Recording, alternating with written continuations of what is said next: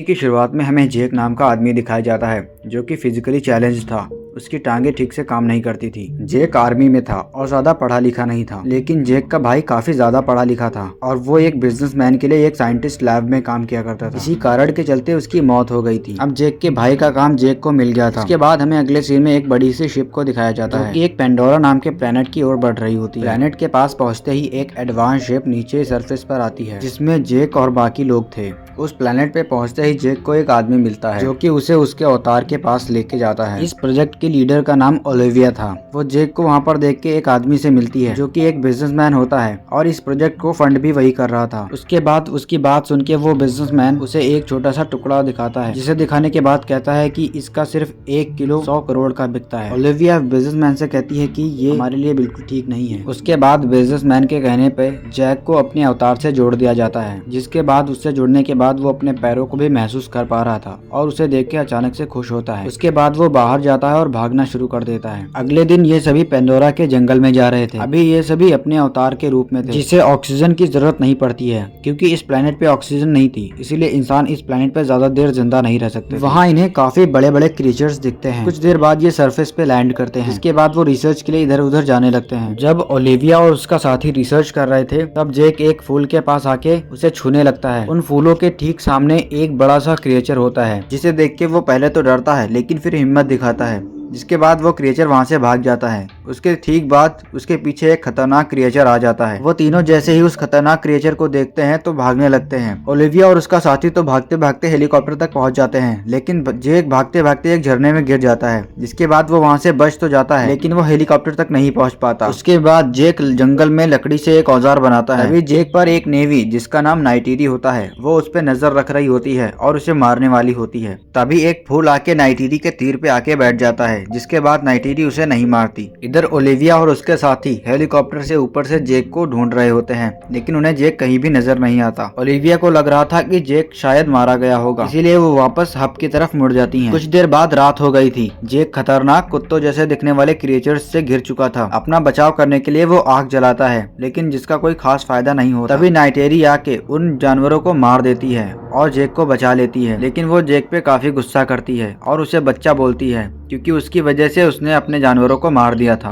उसके बाद जेक नाइटीरी के पीछे पीछे जाने लगता है। जब वो लोग जा रहे होते हैं तभी नाइटीरी के कबीले के लोग आ जाते हैं और वो जेक को मारने वाले होते हैं, लेकिन नाइटीरी उन्हें बचाती है और अपने कबीले के अंदर लेके आती है। नाइटीरी उस कबीले के सरदार की बेटी थी और उसकी माँ एक प्रीस्ट थी। यहाँ आके जेक झूठ बोलता है कि वो किसी दूसरे कबीले का मेंबर था और वहाँ से भाग आया है। ये सुन के नाइटीरी की माँ नाइटीरी से जेक को उनके तौर तरीके सिखाने को कहती है। इसके बाद जेक वहीं पे सो गया था। जेक की अवतार बॉडी सोते ही जेक अपने असली रूप में जाग जाता है। जागते ही जेक अपने कमांडर विलियम को सब कुछ बता देता है कि वो लोग मुझ पर भरोसा करने लगे हैं और मुझे अब अपने तौर तरीके सिखाएंगे। ये सुन के सभी को काफी अच्छा लगता है। जिसके बाद वो बिजनेसमैन जेक से कहता है कि ये जानो कि उन्हें क्या पसंद है। जिसके बाद उन्हें उनके गांव से हटा देना, क्योंकि उनके गांव के नीचे वही बहुत सारा एलिमेंट दबा हुआ है जो कि 1 किलो 100 करोड़ का बिकता था। अगले दिन जेक नाइटीरी के साथ मिलकर घुड़सवारी सीख रहा था। तभी उनके कबीले का एक नेवी आता है जो कि उनका अगला सरदार होने वाला था। जेक घुड़सवारी से गिर गया था, इसीलिए वो उसका मजाक बनाता है। जेक वहाँ से काफी सारी इन्फॉर्मेशन इकट्ठा करके कमांडर विलियम को भी देता है। दिन पर दिन जेक नाइटीरी के साथ मिलकर सब कुछ सीखता जा रहा था। नाइटीरी उसे बड़े ही प्यार से सिखाती है। एक दिन नाइटीरी जेक को अपना ड्रैगन दिखाती है। जेक कहता है मुझे ऐसा ड्रैगन कहाँ से मिलेगा। नाइटीरी कहती है कि जब तुम सब कुछ सीख जाओगे और तैयार हो जाओगे तो तुम्हें भी अपना ड्रैगन मिल जाएगा। कुछ दिनों बाद जेक तैयार हो गया था, जिसके बाद नाइटीरी, जेक और उसके कबीले के कुछ और लोग एक ऊंची सी पहाड़ी के ऊपर जाते हैं जहां पर कई सारे ड्रैगन्स थे। जेक को देख के कुछ ड्रैगन उड़ जाते हैं, लेकिन एक ड्रैगन जेक को देख के नहीं उड़ता। जेक उस ड्रैगन पे काबू पाने की कोशिश करने लगता है और कुछ देर की मशक्कत के बाद वो उस पे काबू पा लेता है। शुरू में तो वो उस पे ठीक से उड़ नहीं पा रहा होता है, लेकिन बाद में वो उड़ना भी सीख जाता है। एक दिन जेक और नाइटीरी शिकार करने के बाद ऐसे ही मजे से उड़ रहे थे, तभी उनके पीछे एक ऑरेंज कलर का ड्रैगन पड़ जाता है जो कि साइज में काफी बड़ा और खतरनाक था।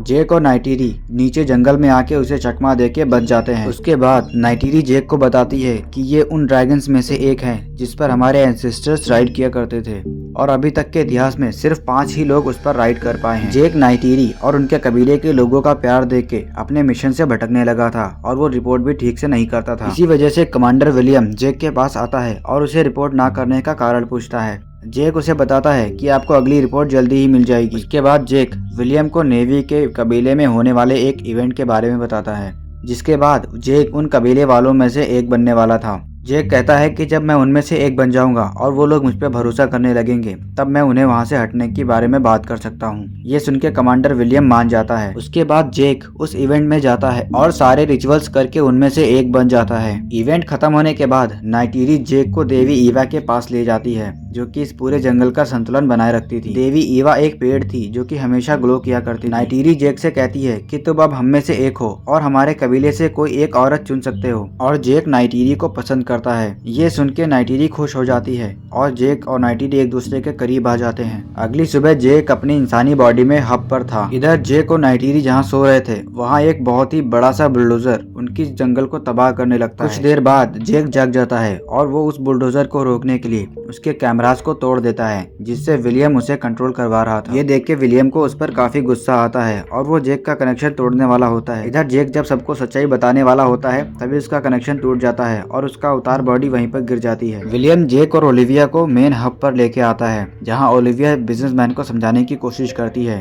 कि वो उनको ना मारे और उनका गाँव तबाह ना करे। कुछ देर बाद विलियम उन सभी पर फाइटर जेट्स और हेलीकॉप्टर्स से हमला करने वाला था। ये सुन के जेक और ओलिविया बिजनेसमैन के पास आते हैं और उन्हें एक आखिरी बार नेवी के पास भेजने की बात करते हैं, ताकि वो उन्हें समझाकर वहां से हटा सकें। ये सुन के बिजनेसमैन भी उनकी बात मान लेता है और उन्हें एक आखिरी बार वहां पे भेज देता है। जेक उनके पास जाके सब कुछ सच सच बता देता है कि उन लोगों ने ही मुझे भेजा था, मैं किसी कबीले से नहीं आया था, इसीलिए वो तुम पे हमला करने वाले हैं और तुम्हें यहाँ से जाना होगा। ये सुन के नाइटिरी उससे कहती है कि तुमने मुझे धोखा दिया है, और उन्हें बंदी बना के मारने वाले होते हैं। तभी विलियम अपने हथियार बंद जहाजों को लेके उनके पास पहुंच जाता है और उन पे गैस छोड़ने लगता है। वो बेचारे नेवी भी उन पर तीरों और अपने भालों से हमला करने लगते हैं, लेकिन इतने मजबूत फाइटर जेट से उनके तीरों और भालों का क्या असर पड़ता। उनके तीर कमांड का हमला देख के विलियम को गुस्सा आ जाता है, जिसके बाद वो बॉम्ब चलाने का ऑर्डर दे देता है। कुछ ही देर में खूबसूरत जंगल का नक्शा ही बदल गया था। नाइटिरी की माँ जेक के पास आती है और उससे मदद करने को कहती है। विलियम के पावरफुल मिसाइल्स ने उनके एक पवित्र पेड़ को गिरा दिया था। विलियम यहाँ सिर्फ उन्हें सबक सिखाने आया था, इसीलिए वो पेड़ गिराने के बाद अपने लोगों को वापस मुड़ने को कहता है। इधर नाइटिरी के बाबा भी मारे गए थे, यानी उस कबीले के सरदार। जेक, ओलिविया और उसके साथी का भी कनेक्शन तोड़ के उन्हें अरेस्ट करके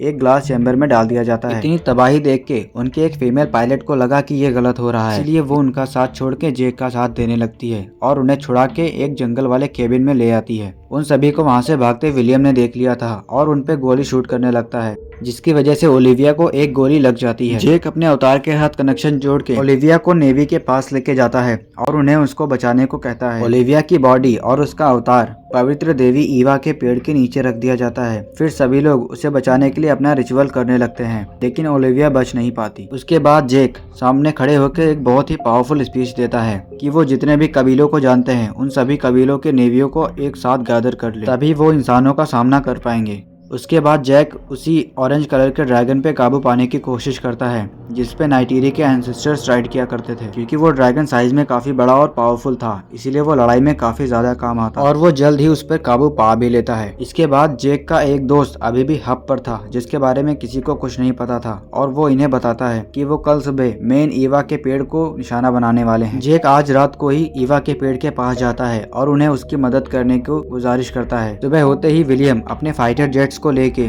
पवित्र ईवा पेड़ के पास पहुंच रहा था। इधर जैक भी सभी कबीलों के लोगों को लेके मैदान में उतर चुका था। ये लोग तादाद में काफी ज्यादा थे, यानी क्वांटिटी में। इसके कुछ ही देर बाद इन दोनों के बीच लड़ाई होना शुरू हो जाती है, जिसके बाद काफी सारे नेवी मारे जाने लगते हैं, क्योंकि उनके पास सिर्फ तीर और कमान थे, जबकि विलियम के पास काफी एडवांस वेपन थे। जेक का साथ वो पायलट भी देने लगती है, लेकिन वो भी इस लड़ाई में मारी जाती है। अपने लोगों को मरता देख के वो नेवी भी काफी गुस्से में आके इंसानों पे हमला करने लगता है, जो कि इनका होने वाला सरदार बनने वाला था, लेकिन ये लोग उसे भी मार देते हैं। इधर ये लोग ईवा के पेड़ पे बहुत सारे बॉम्ब्स गिराने वाले होते हैं। अभी जैक आके इनके ही ऊपर बॉम्ब्स डाल देता है, जिससे उस शिप के थ्रस्टर्स ब्लास्ट हो जाने की वजह से वो बॉम्ब शिप में ही ब्लास्ट हो जाते हैं। विलियम के जेट्स पहले तो नेवी पर काफी भारी पड़ रहे होते हैं, लेकिन देवी ईवा ने जैक की दुआ कबूल कर ली थी और तभी जंगल के सारे जानवर इंसानों पर हमला करना शुरू कर देते हैं, जिसके बाद तो वो इनका बुरा हाल कर देते हैं। इधर विलियम का जेट तबाह हो गया था, लेकिन वो मशीनी सूट पहन के बाहर आ जाता है। तभी विलियम को वो चेम्बर दिख जाता है जिसमें जेक और उसके अवतार का कनेक्शन जुड़ा हुआ था। वो जेक को मार देना चाहता था, इसीलिए वो उसकी तरफ बढ़ने लगता है। तभी नाइटिरी आके उस पर हमला कर देती है, लेकिन वो नाइटिरी के डॉग जैसा दिखने वाला क्रिएचर उसको भी मार देता है। नाइटिरी भी उसके नीचे ही दब जाती है। वो नाइटिरी को भी मारने वाला होता है, तभी पीछे से जैक आ जाता है और वो उससे लड़ने लगता है। भले ही विलियम मशीनी सूट में था, लेकिन जेक उस पर भारी पड़ रहा था, इसीलिए वो जेक का चेम्बर ही तोड़ देता है। इसके बाद जेक का इंसानी शरीर बिना ऑक्सीजन की वजह से मरने लगता है। विलियम जेक के अवतार को मारने ही वाला होता है, तभी नाइटिरी पीछे से उसे तीर मार देती है, जिसके बाद वो मर गया था। जल्दी से वो चेम्बर में जाके जेक को ऑक्सीजन मास्क पहनाती है, जिसके बाद उसकी भी जान बच गई थी। मूवी के लास्ट सीन में हमें दिखाया जाता है कि सभी अच्छे दिल वालों को वहीं पे रहने की इजाजत मिल गई थी, जबकि उन सभी गंदे लोगों को वहां से भेज दिया जाता है और जेक और उसके अवतार को भी देवी ईवा की मदद से हमेशा के लिए अवतार में ही बदल दिया जाता है। के बाद जेक और नाइटिरी खुशी खुशी रहने लगे थे। यहीं पे ये मूवी खत्म हो जाती है। अगर आपको ऐसी ही मूवीज पसंद है तो प्लीज हमारे चैनल को सब्सक्राइब कर लीजिए।